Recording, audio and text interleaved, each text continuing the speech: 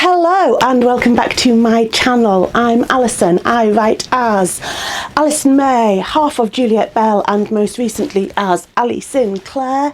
I'm also a creative writing tutor and freelance editor, and this is the corner of YouTube where I talk all about writing and publishing every single Friday. So if that sounds interesting to you, hit subscribe, ring the bell so you get notifications, and on with the video. Today we are going to talk about the money side of writing. So you have written a novel, you've completed it, you've got all the way through the edits and you've made it as shiny and polished as it could be, and now you want to sell it out into the world and make lots and lots of money. How do you do that? Can you even do that? How actually do authors get paid? So, the headlines are that authors, the vast majority of authors, don't get paid very much. The ALCS survey that I've referred to lots of times before on this channel, at the back end of 2022, reckoned the average author income in the UK was around about £7,000 a year, which is not enough to live off. So, firstly, most authors aren't rich, but some are, but the vast majority aren't. And with one book, with your debut, you are unlikely to make an amount of money that you can live off. Some people do, but it's really, really unusual. But how actually do you see any money at all? So I'm going to focus on traditional publishing here. When you go for a traditional publisher, so that's a publishing house that will buy the rights to your book and publish it and pay you royalties, what you are selling to them is exactly what I just said. You are selling the right to publish your book in certain formats, in certain territories, for a certain period of time, and in particular languages. So those are the kind of four things that constrain what they have the right to do with your book. So you could sell the rights to a publisher to publish your book in any format, in any country, in any planet in the universe, in any language, known or unknown, for eternity. That would be many publishers' absolute dream, but it's quite often not really in the author's interest to do that. So generally speaking, what authors and their agents are trying to do is trying to sell to a publisher only those rights that a publisher is going to make use of. So there is no point letting a publisher have TV and film rights if that's something they're never going to utilise or attempt to sell on to someone who might. So generally speaking, from the authors and agents' point of view, you're trying to sell to a publisher only the rights that a publisher is either going to use or is going to exploit by selling them on to a third party who is going to do something with the book in that format.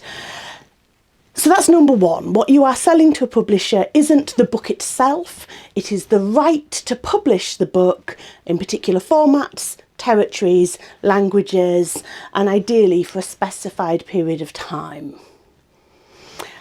And that is going to be your number one in terms of time, probably not necessarily number one in terms of amount of money, but that is your number one income stream, is that main first language publisher. And for a British author, that will usually be a British publishing house, but it might not. I know authors who've made their first sale to an American house.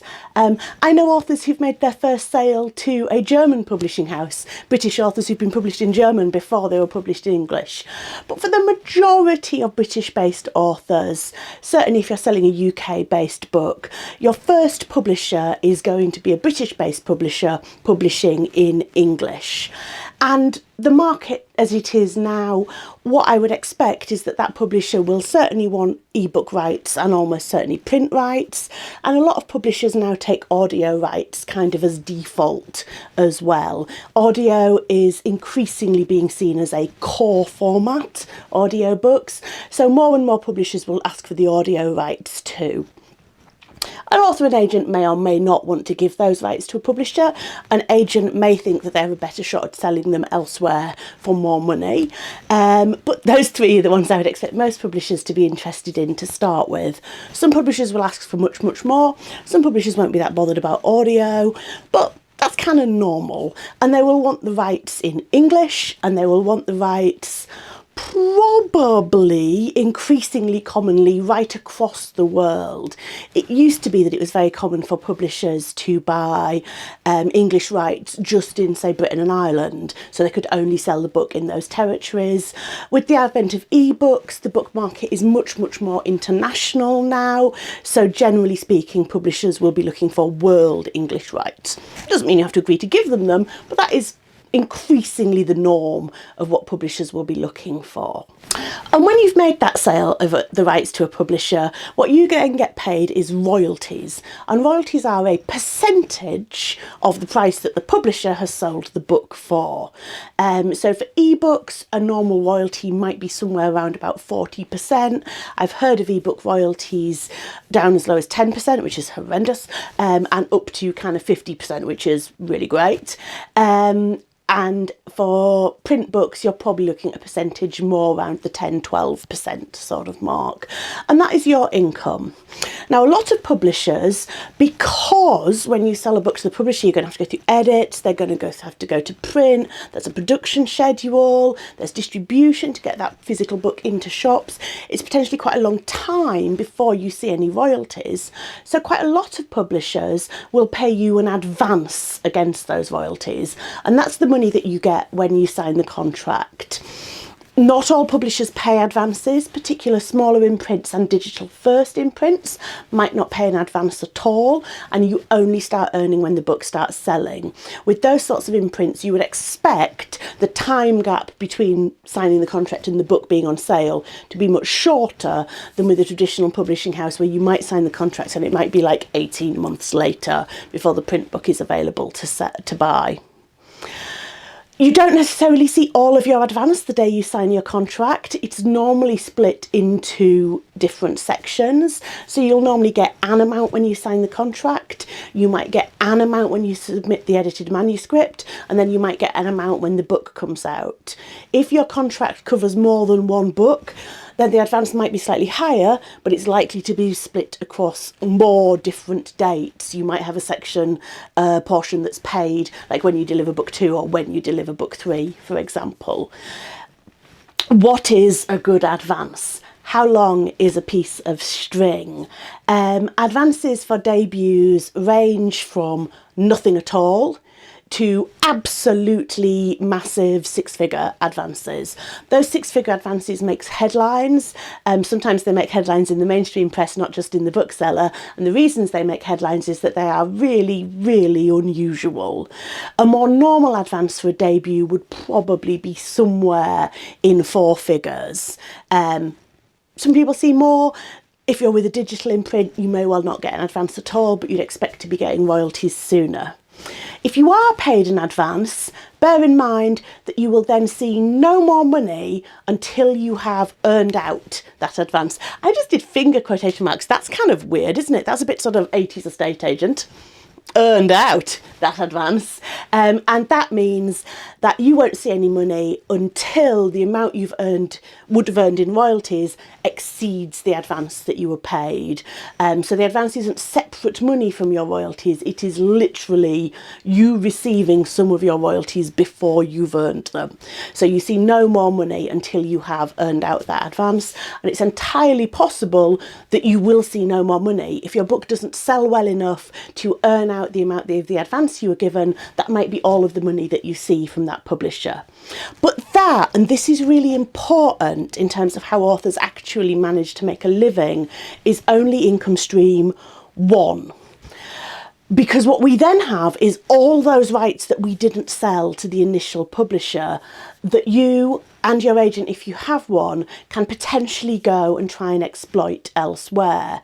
So the biggest and most common rights that you see sold would be audio rights. If you haven't already sold those as part of the initial contract. Large print rights, again, if you haven't sold those already as part of the initial contract. And translation rights, so selling your book into other languages in other territories. So in the romantic fiction market, German translation rights are quite a big thing. That's quite a big market for romantic fiction.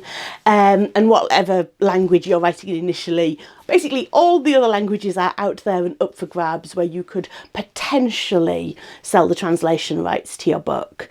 In addition to that, we've got film and TV, we've got stage play, we've got radio play, lots of different formats. Basically any way in which a story could be told, you can sell the rights to tell your story in that way. So those start to bring you in other streams of income. And if we think about things like audiobook and large print, they very often work on a very similar system to that initial contract that I've talked about, in that you'll be paid in advance up front, and then potentially further down the line you might also get royalties from those if you earn out that advance. Not necessarily. Some large print companies, for example, will just pay a fee up front to buy the rights. But that is still effectively extra money that you're getting for the same piece of work. So at this point, you've still only done one piece of work, which is writing that novel. And we are getting income streams from that from multiple different places. Once you have sold whatever rights you are able to sell, and that is never a kind of completely finished job. There are always potentially opportunities to sell more rights in the future. If you know your 9th book is a massive bestseller and you're suddenly hugely famous and successful, then all of those rights on books 1 through 8 that weren't sold are suddenly worth much more than they were before. So selling rights is never kind of finished. There's always possibilities that you might be able to make more out of a book. But aside from selling rights, authors have other income streams as well. Probably the most kind of common of those would be PLR, that stands for Public Lending Right, and that's the money that authors are paid for books of theirs that are borrowed in libraries. PLR is great. As an author, all you have to do is go online and register for it, and if you register for PLR in the UK, that effectively registers you for British libraries and then for Irish PLR as well. The same agency collects that money too. The light is really hitting my camera lens now. I'm going to try and twiddle my blinds. Okay, that might cause us some terrible lighting, but hopefully you can still see me. And once a year they pay out money to authors based on the library lending of their books. That's capped at £6,000, which is the absolute maximum you can get. But even for kind of relatively small authors, you're likely to see a few £100s. It's not huge income, but it is effectively free money because you're monetising that same piece of work, the same one novel that you wrote all of those months ago. You're developing another income stream for it. Similar to that, ALCS, which is the Authors Licensing and Copying Service, if you register your books with them, they collect income from some overseas libraries, they collect income from reproductions of your work, literally copying your work and things like that. I don't think any authors really fully 100% understand ALCS, but every now and then they send you money. Yay! We like being sent money. So it's another little trickle of income. It's another little income stream. Following on from that, what else can you do that is potentially additional work, but which might bring in greater author income? Then you're talking about things like events, festivals, talks, workshops. You're talking potentially about writing articles and features for publications. That's not quite the same as these things we've talked about so far, because this is additional work for which you would hope to get paid. But it is still a really valuable income stream for a lot of authors, is doing those additional events, workshops, festivals, talks, things like that. So do bear that in mind as well. Making a living as an author is sometimes about that one book that you sell for really big money and you get a really good contract and the advance pays all of your bills for the next 2 years. Sometimes it's that, but far more often it's lots of little streams of income from lots of different books, and lots of different rights and PLR and little smaller income streams that, if you keep going and you keep writing and you keep publishing, do over time start to build up. One last thing to talk about, and that is rights reversion. Very often contracts will allow the author to take back rights that either haven't been used by the publisher or that the publisher has had for a very long time, and even if that right has been exploited, the book isn't really selling anymore. So that might be that a publisher has ebook and print rights to a book, but there's a clause in the contract that says after 5 years, if you sell less than X copies per year, the rights revert to an author. And it's always really worth looking out for your reversion clauses and making sure you understand your reversion clauses, because as soon as a book reverts to you, you go back to owning all the rights to that book, and it may be that you're with a different publisher now and they're interested in taking on your backlist.